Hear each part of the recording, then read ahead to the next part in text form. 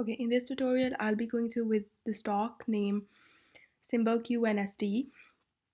Let's see, let's go together with it. I'll copy that and I'll paste it in Google and write stock besides it. Okay, and on the left hand side, you can see the information from Google, and then on the right hand side, you can see information from Wikipedia. And like, if I want to buy the stock right now, I want to see what's the price of the stock right now. It is 15.27 dollars, US dollars, which is the currency. So you can buy the stock right now for that amount. When was it founded? You can see from Wikipedia.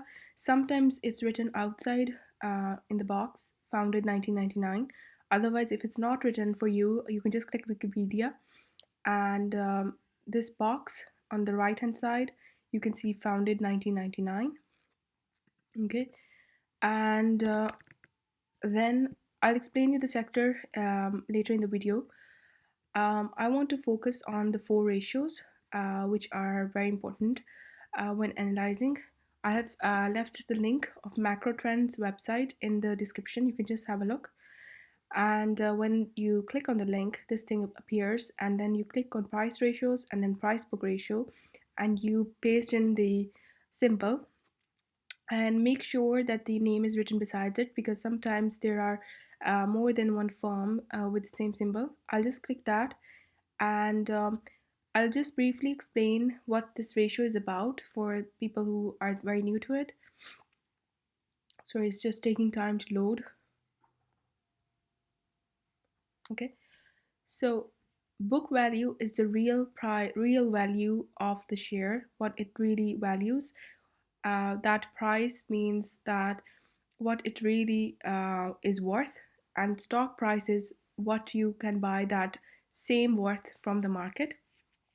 So uh, it could be that the real worth of the share is £1, but the market price is £2. So that means that you're paying £2 to buy £1 item.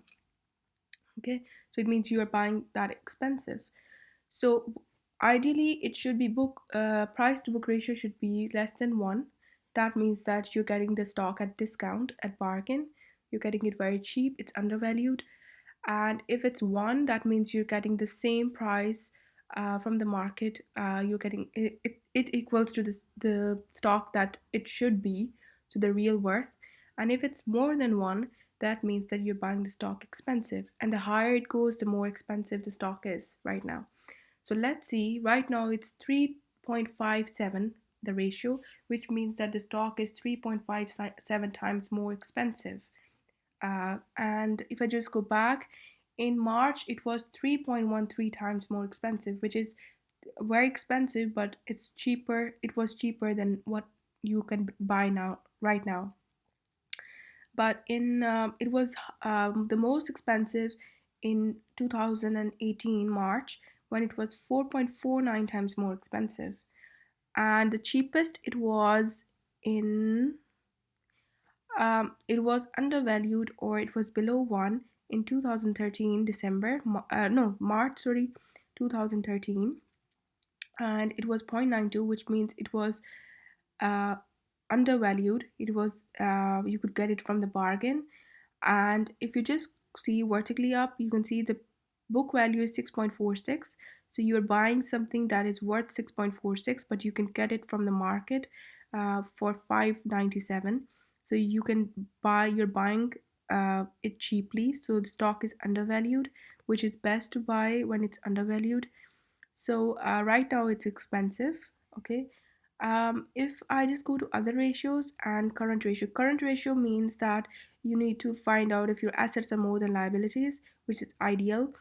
If the ratio is less than 1, that means that it's danger because the liabilities are more than assets.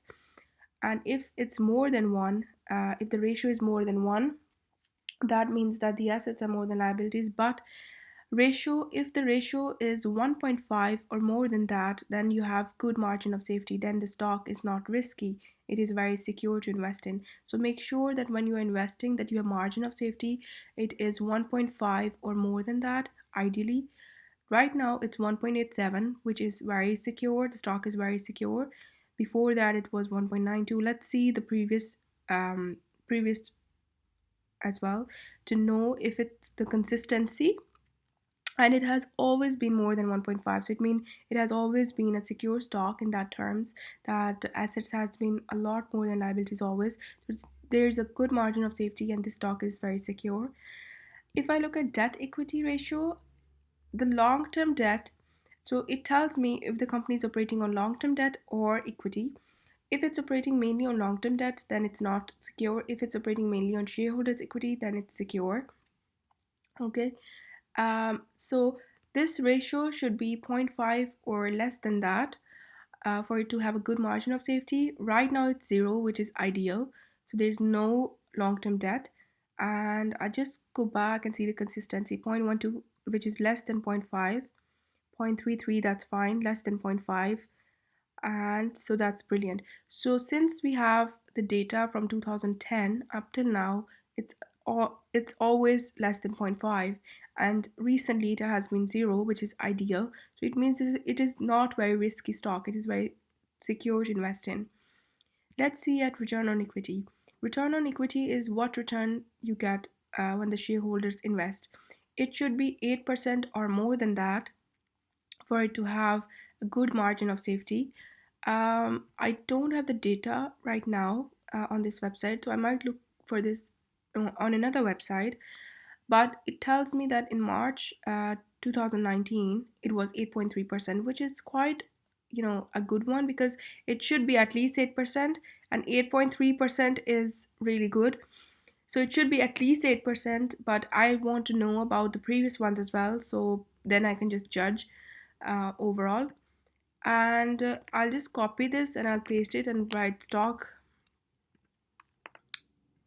Okay. And now I want to see if this company pays any dividends or not. So if you just type it in Google, you can see dividend yield from Google, and there is none here. It's not applicable, maybe. So it means it's not paying any dividend. If a firm is paying dividend, even if it's a small percentage, that is a good sign, because that means that they are able to make good enough money that they can give that to shareholders. And so dividend yield is extra money, so it means that the company is able to make or generate enough money that not only it can operate and pay off the loan and everything, but also give that money, extra money, to shareholders. But this firm don't have dividend yield, so it doesn't mean that the firm is not doing good, but if there is a dividend yield, that means it's financially doing really good. um, so there are many factors. I want to know if it's a million or billion cap company. You can just see here, market cap. It's in millions, so it's like nearly 300 million less than a billion. So it's nearly, maybe in future it will be a big size company. The reviews. So I'm very interested in knowing that what the employees think about this company. So let's go to Indeed, and I'll just click here, and there are 37 reviews, which are not quite a lot, but they're not less as well. So it's like 37 reviews, and they have given 2.7 star. So you can read through the reviews, the pros and cons, and you just get a good gist, or feeling of how the company is from inside, what people working there feel like. And I'll also check Glassdoor reviews, because that's very important as well. And okay, in Glassdoor there's 271 reviews, which is quite a lot. Okay, so in Glassdoor there's a lot of reviews, I can see. And sorry, so it's quite a lot, and it's 271 reviews, and the stars are 3.5 stars, which is quite better than in Indeed. So you can just have a look from there as well.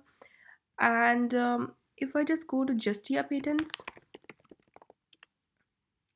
okay, and if I just click here, okay, and you can see the link in the description. I'll just paste it and I'll just search it, and I can just see one patent in 2008, okay, which is like 10 years ago nearly. So which is filed in 2008, but date of patent is 2013, but it's filed like 10 years ago. So it's not a recent patent, so and it only has one patent. And I'm just interested in assignee, because assignee means that that's the person who has the full rights of the patent. Inventors are the people who have invented, but they don't have the rights. So I'm looking at only this one, the assignee. And there's only one patent, and it's like 10 years now. So I need to see why they're not innovating. If they're innovating, why they're not more than more patents recently. So I need to be careful about that. Okay. And now,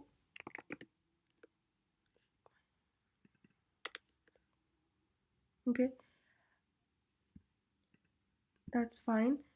And let's lastly look at Yahoo Finance. That's a good website to see if, to find out the salaries of executive.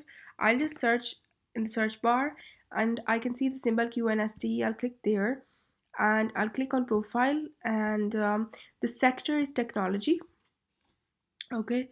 And it's internet content information. Total employees 506.